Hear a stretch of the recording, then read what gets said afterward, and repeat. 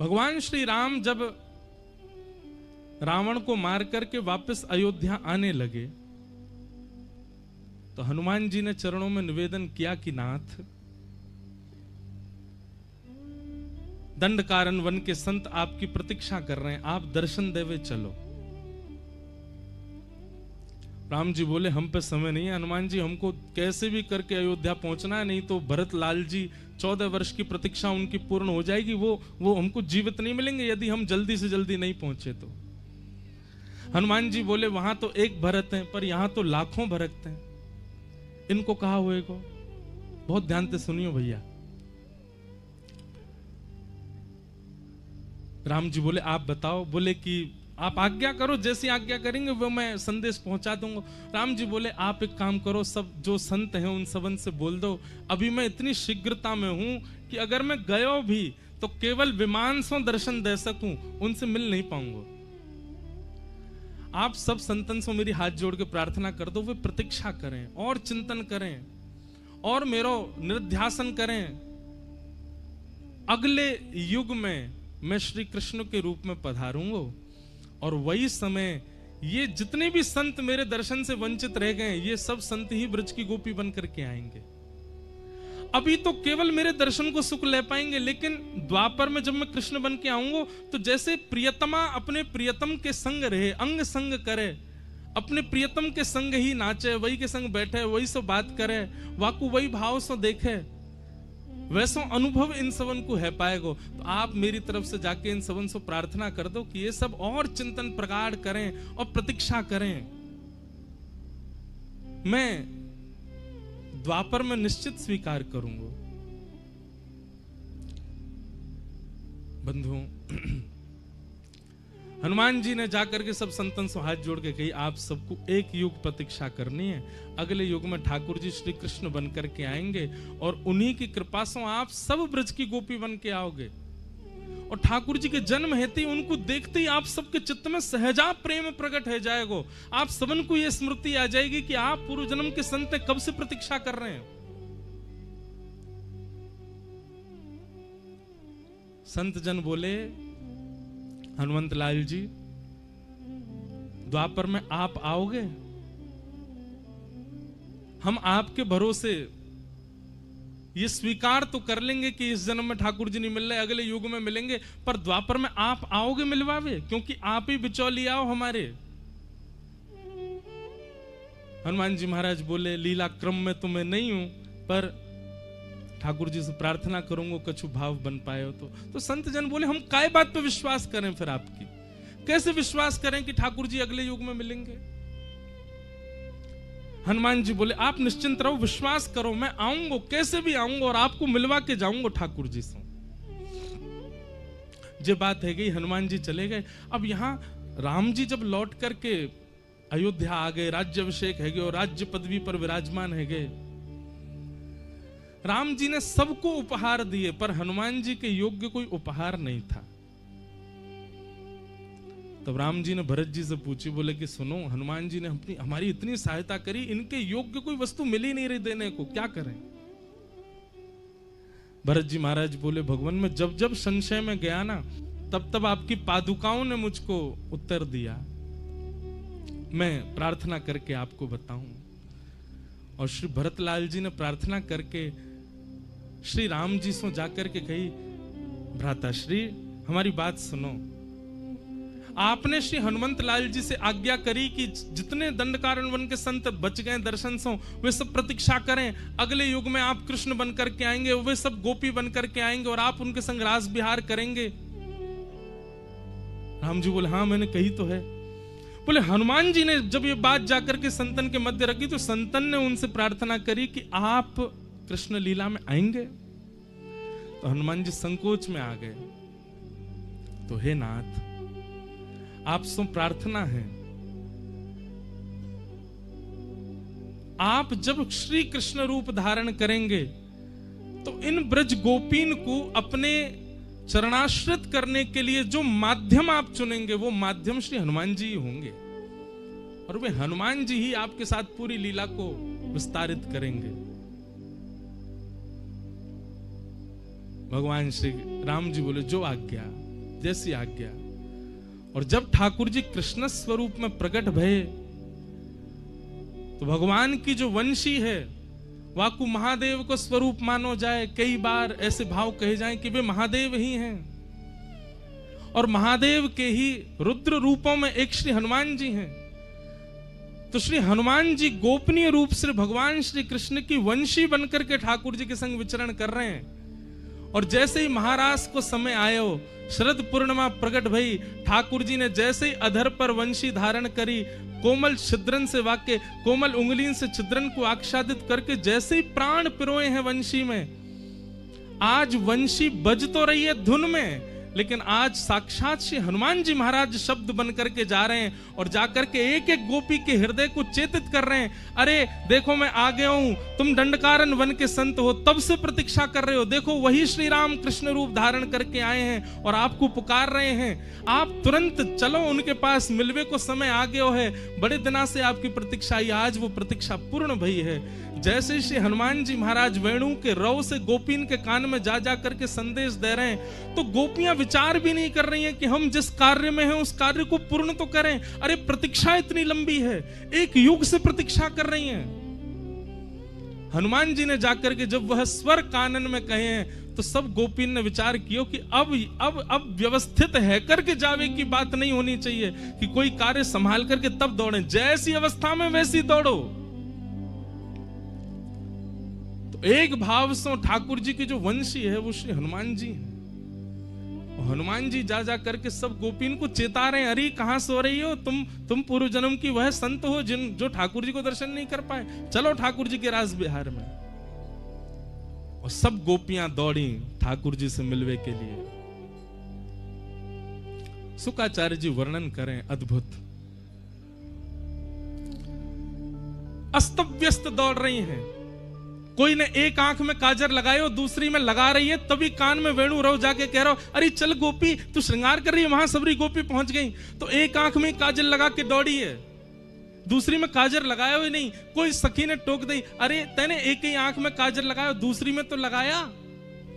दूसरी आंख में काजर लगावे जा रही है, तो लेकिन वेणु को रव बार बार सुनाई दे और बाहर खिड़की से एक एक करके गोपी दौड़ती जा रही है। उनकी नूपुर की ध्वनि से विचलित रहती जा रही है। अरे मैं कब तक रुकूं यहाँ पे?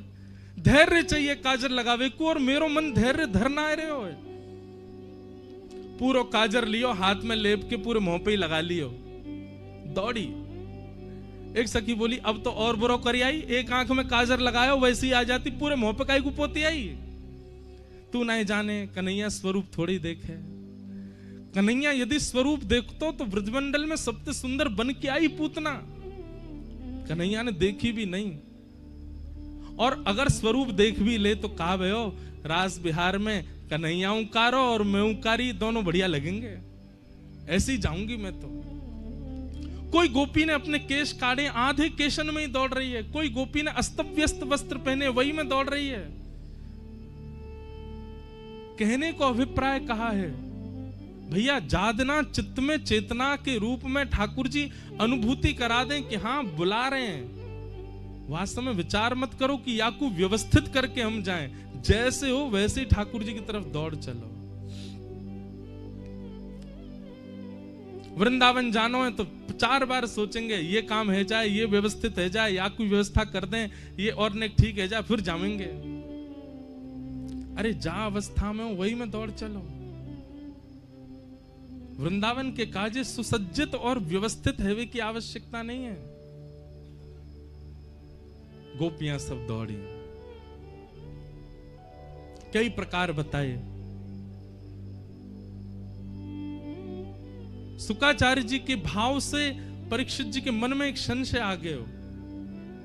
ये सब गोपियां परब्रह्म परमात्मा को प्रियतम मान करके दौड़ रही हैं। उनसे उन परमात्मा को जो किसी के बंधन में नहीं है, उनको ये प्रियतम बंधन बांध करके दौड़ रही हैं। शुकाचार्य जी कहते हैं, परीक्षित कंस शत्रु माने तो प्रश्न नहीं उठता, रावण शत्रु माने तो प्रश्न नहीं उठता। ये राक्षस ठाकुर जी को गालियां दें तो तुम्हारे चित्त में प्रश्न नहीं उठता, पर गोपियां ठाकुर जी से प्रेम कर रही हैं तो तुम्हारे चित्त में प्रश्न उठ रहा है। अरे सुनो, हम डंके की चोट पर बोलते हैं, ये गोपियां ठाकुर जी से प्रेम करती हैं, इतनी बात नहीं है कि मुतादोक्षज प्रिया, ये ठाकुर जी भी इनसे प्रेम करते हैं, ये ठाकुर जी की भी प्रियसी है। मैंने पहले दिन कथा का प्रारंभ भी इसी भाव से किया था कि गोपियां गोपियों को हरिप्रिय नहीं है, गोपियां हरिप्रिया हैं, वो ठाकुर जी की प्रियसी हैं, ठाकुर जी को प्रिय हैं। ये गोपी प्रेम की ध्वजा 4 दिन का सत्र, आज तो रास पंचाध्याय विशेष है, बाकी का सत्र इसी विषय पर ही है ना, कि हम ऐसा कहां करें कि हम हरिप्रिय बने, हम ठाकुर जी के प्रिय बने। गोपियां विचार नहीं कर रही हैं, लोग क्या कहेगी, लाज क्या कहेगी, स्वरूप कैसा, व्यवस्था कैसी, जैसी हैं दौड़ पड़ी हैं ठाकुर जी की तरफ। यह एक गुण है वैष्णव का जो ठाकुर जी को प्रिय है। वो विचार नहीं कर रहा है अपने रूप स्वरूप और व्यवस्थाओं के लिए, बस आ रहा है मेरे पास।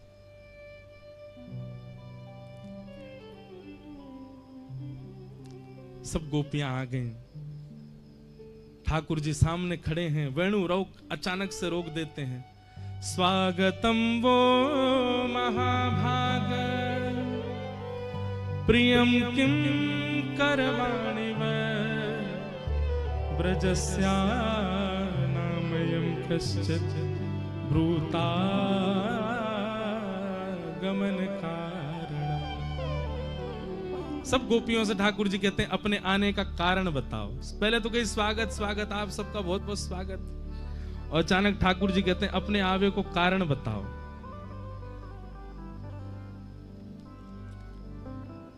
ठाकुर जी को स्वभाव है, एक बार जो उनकी शरणागति ले ले तो पहले तो वाको स्वागत करेंगे और फिर वाको दोबारा से सब संसार के प्रपंच दिखाएंगे। संसार ऐसो, संसार वैसो, परिवार ऐसो, भाई छोड़या बंधु छोड़या छोड़या जग, साधुअन संग बैठ बैठ, साधुअन संग बैठ बैठ, लोक लाज खोई रे, मेरे तो गिरधर गोपाल, दूसरो न कोई, दूसरो न कोई, मेरे तो गिरधर गोपाल, दूसरो न कोई, दूसरो। भैया एक बात ध्यान रखियो,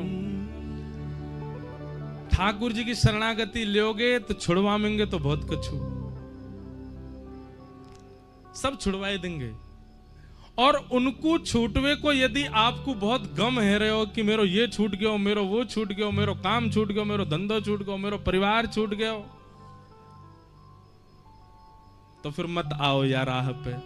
सब प्रिय हैं तो श्री राधा रमण सो प्रेम मत करो। हमारे लाल जी त्रिभंग ललिए 3 जगह से टेढ़े हैं, उनको हृदय में आवे के काजे बहुत जगह चाहिए, और पहले तो हृदय में खूब सारी भीड़ होगी, ठाकुर जी ना आ पाएंगे, और ठाकुर जी अगर आवेंगे तो सबको निकार देंगे पहले हृदय में से, तब आए करके बैठेंगे। अकेले बैठना प्रिय है ठाकुर जी को।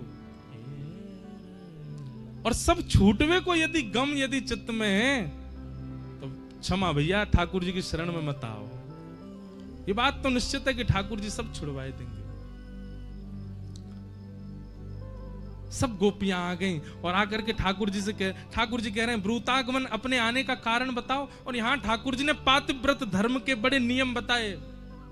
एक पतिव्रता नारी के धर्म क्या होते हैं, मानो ठाकुर जी उनको उनके धर्म के बारे में बता रहे हैं। अरे पतिव्रता नारी को अपने पति के प्रति कैसी भावना रखनी चाहिए, उसके परिवार के प्रति कैसी, सारे प्रवचन कर रहे हैं। 10 श्लोकों में ठाकुर जी ने पतिव्रता नारी का पूरा वर्णन किया। भर्तु शुश्रूषणम स्त्रीणाम परो धर्मो यमाय तद बंधुनाम च कल्याणम प्रजानाम चानुपोषणम। 10 श्लोकों में ठाकुर जी ने केवल यह कहा कि पतिव्रता नारी का धर्म क्या है, तुम वापस लौट जाओ। जब ठाकुर जी के 10 श्लोक पूर्ण हो गए और ठाकुर जी कहने लगे वापस जाओ वापस जाओ वापस जाओ, गोपियां बोली आपकी बात है गई हो तो अब हम बोलें। ठाकुर जी बोले हाँ हाँ हाँ बोलो बोलो बोलो। तब ब्रज की गोपियां बोलना प्रारंभ करते हैं। इसको प्रणय गीत कहते हैं, बहुत प्रिय है। भागवत जी में 7 प्रकट गीत हैं और 7 अप्रकट गीत हैं। इनमें गोपीन को एक अप्रकट गीत है, वाको नाम है प्रणय गीत। गोपी गीत से पहले गाया हो प्रणय गीत। गोपियां कह रही हैं मैवं विभोर्हति भवान् गदितुं दृशं संत्यज्य सर्व विषयांस्तव पादमूलम् भक्ता भजस्व दुर्वग्रहमात्यजास्मान् देवो यथादि पुरुषो भजते मुमुक्षु। बहुत ध्यान पूर्वक सुनियो, बहुत सुंदर बात। गोपियां कह रही हैं ठाकुर जी आपकी गलती नहीं है, आप भगवान हो, आपको क्या पता कि भक्त कितनी पीड़ा सह करके बनता है। भोक्ता को क्या पता कि भात कितनी मेहनत से बनाया गया, उबाला गया, धनकुटा से कूट करके छिलका से निकाला गया, वो तो केवल दाल मिला के पा लेता है। ऐसे आपको क्या पता कि हम कितनी पीड़ा से बनते हैं। संत्यज्य सर्व विषयांस तव पाद मूलम, आप ही ज्ञान देते हैं कि सब छोड़ करके मेरी शरण में आ जाओ। और आज हम जब सब त्याग करके आ गई हैं तो आप हमसे कह रहे हो कि ब्रूतागमन कारण, हम अपने आने का कारण बताओ। नाथ ये आपको स्वभाव बन चुका है। लेकिन हम आपसे एक बात कहना चाहती हैं, हमें आप व्यभिचारिणी मत समझना। हमारा प्रेम ऐसा नहीं है कि हम आपसे मिलना चाहती हैं, आपके संग रहना चाहती हैं, आपको देखना चाहती हैं, आपसे वार्ता ये सब हमारे प्रेम का स्वरूप नहीं है। गोपी प्रेम की ध्वजा ऐसे ही नहीं बन गई हैं। ध्यान से सुनियो, गोपियां कह रही हैं हमारा प्रेम ऐसा नहीं कि आप हमसे मिलो, हमारा प्रेम ऐसा नहीं कि आप हमसे बात करो, हमारा प्रेम ऐसा भी नहीं कि आप हमको नित्य दिखो, हमारे प्रेम में यह भी नहीं है कि आप हमारे सामने रहो। अरे आज मिलकर के जीवन भर मत मिलिएगा, हम तब भी आपसे प्रेम करेंगी। हमारे प्रेम में केवल एक जिज्ञासा है कि जैसे हम आपको अपना सर्वस्व अर्पित कर चुकी हैं, आप केवल हमको यह बता दो कि आपने स्वीकार कर लिया। बस ये स्वीकार कर लिया शब्द सुनते ही हमारा प्रेम पूर्ण हो जाएगा। हमको इसके आगे कुछ नहीं चाहिए आपसे। ना मिलन की इच्छा है, ना दर्शन की इच्छा है, ना वार्ता की इच्छा, कोई इच्छा नहीं है। केवल हमें यह पता चल जाए कि हमारा प्रेम आपने स्वीकार कर लिया, हम इसी में ही जीवित रह लेंगे। नाथ हमें आप सामान्य संसारी प्रेमियों की तरह मत मानो कि हमसे मिलो, हमको दिखो, हमसे बात करो, हमारी बात मानो। ये सब हमारे प्रेम का स्वरूप नहीं है। बस आप एक बार बता दो कि आपने हमारे प्रेम को स्वीकार कर लिया। बस ये सुनकर के हम चली जाएंगी, हम जीवन भर इसी में रह लेंगे। और नाथ आप चाहते हो मैं वापस चली जाए, ठीक है, हम जा रही हैं अभी वापस, पर हमारी एक वस्तु आपके पास है, वो वस्तु हमको वापस करो। भगवान बोले मेरे पास क्या है? गोपियां बोली चित्तम सुखेन भवता पहितम गृहेषु। भैया ऐसे ही रास नहीं है गए ओए, ऐसे ही रास बिहारी इतने सहज नहीं है गए। गोपीन की बात तो सुनो। गोपियां कह रही हैं चित्तम सुखेन भवता पहितम गृहेषु यन्निर्विशस्यत करावपि गृह्यकार्ये यामः कथं ब्रजमथो करवां पादौ पदं न चलतस्तव पादमूलात् यामः कथम ब्रजमथो करवाम किंबा। गोपियां कह रही हैं हमारा मन आपके पास है। शब्द सुनो, हम चली जाएंगी, हमारी एक वस्तु आपके पास है, वो हमको वापस करो। ठाकुर जी बोले क्या है? बोला हमारा चित्त आपके पास है, मन आपके पास है, वो वापस कर दो, हम चली जाएंगे। अभी अब चित्त तो वापस नहीं कर सकते। गोपियां कहती हैं बिना चित्त लिए वापस जाएंगी तो हमारे हाथ कुछ कर्म नहीं कर पाएंगे। पति कहेंगे रोटी बनाओ, हम कहेंगे नहीं बनाना। क्यों नहीं बनाना? मन नहीं है। मन कहां है? मन तो कृष्ण के पास। बालक कहेंगे मेला में चलो, हम कहेंगे नहीं जाना। क्यों नहीं जाना? मन नहीं है। मन कहां है? मन तो है कृष्ण के पास। कृष्ण मन कृष्ण तन कृष्ण ही हमारो धन, आठों याम ऊधो हमें कृष्ण ही सो काम है। कन्हैया हम चली जाएंगी, जीवन में कभी लौट करके नहीं आएंगी, हमारा मन हमको वापस कर दो। जीवन में आप कभी हमारे चित्त में ना आओ, ऐसी स्थिति हमारी कर दो, हम अभी लौट करके चली जाएंगी। यदि ये संभव हो तो हमें वापस कर दो, और यदि ये संभव नहीं है तो हमें स्वीकार कर लो।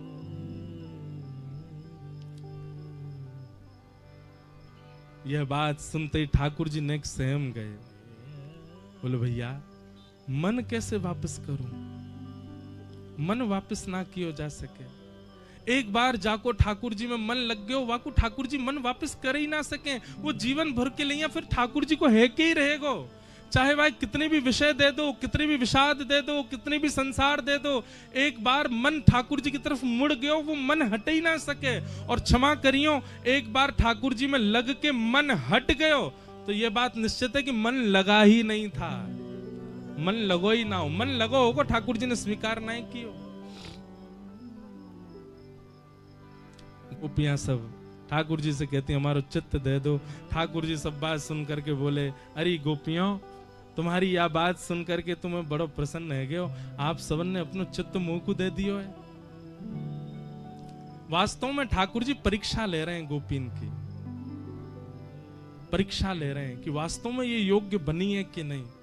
पर गोपीन के भाव से ठाकुर जी पुष्ट है गए, हाँ ये योग्य है गए हैं। और दूसरी बात, ठाकुर जी प्रतीक्षा कर रहे हैं, किशोरी जी नहीं आई हैं अभी तक, एक बार श्यामाजू आ जाएं तो फिर कछु रास की भूमिका बने। गोपीन के भाव सुनकर के ठाकुर जी बोले अरे गोपियों, आप सब अपना चित्त मुंह को दे चुकी हो, चलो अब हम रास विहार करेंगे। अब रास की भूमिका प्रकट हो। कामदेव आयो, भगवान ने कामदेव को वहीं नष्ट कर दियो। सब गोपीन के संग ठाकुर जी रास करने लगे। एक एक गोपी के पास जामे, कोई के गले में गलवैया डाल करके रास करें, कोई के घर की बनी सामग्री ठाकुर जी पामे, कोई के चरण चापें, कोई के प्रश्वेत के बिंदुन को पहुंचे। यही रास है कि ठाकुर जी अपने भक्त के प्रति इतने सहज है गए कि वाकई हर भाव को स्वीकार कर रहे हैं। एक एक गोपी के पास जाकर के ठाकुर जी लीला कर रहे हैं। तभी गोपीन को मान है गए। बंधुओं एक बात बताएं, गोपीन को मान कैसे है सके? गोपीन के चित्त में मान कैसे प्रकट है सके? ऐसे निष्काम प्रेम करवे वाली गोपीन के चित्त में इतना शुद्ध पवित्र भावना ठाकुर जी के प्रति रखे वाली गोपीन के चित्त में मान कैसे आ सके? एक पक्ष तो है कि मान प्रकट भयो, पर एक पक्ष प्रश्न कर रहे हो कि भैया गोपीन के चित्त में मान आ कैसे गयो? वास्तव में ये मान आयो नहीं है, ये मान की भूमिका बनाई है ठाकुर जी ने। क्यों? बोले भैया ये सबरी गोपी सीधे मेरी शरणागति ले रही हैं, पहले श्री जी की शरण में नहीं गई हैं। और श्री जी की बिना शरण लिए ये अगर रास में प्रवेश करना चाहेंगी तो इनसे अपराध बन जाएगा, इनसे कोई ना कोई ऐसी भूल है जाएगी जो नहीं होनी चाहिए एक साधक सो, एक भक्त सो। या हमारे ठाकुर जी ने ऐसी भूमिका, ऐसे मानिक बनाया हो कि गोपीन के चित्त में मान आ गए हो। और वह गोपी जल थल सबसे पूछ रही हैं, तुमने श्याम सुंदर को देखो, तुमने कन्हैया को देखो। वृक्ष से पूछ रही हैं, पशु पक्षी से पूछ रही हैं, तुलसी जी से पूछ रही हैं। ठाकुर जी अंतर ध्यान है गए। तभी यमुना तट पर किशोरी जी बैठे हैं और सब गोपीन ने जाकर के जैसे किशोरी जी को देखो, हाँ स्वामिनी, हाँ प्राणेश, हाँ प्राण प्रिया। श्री कृष्ण हमें रोतो बिलक तो छोड़ करके चले गए, कहीं अंतर ध्यान है गए, आप कृपा करो स्वामिनी जी।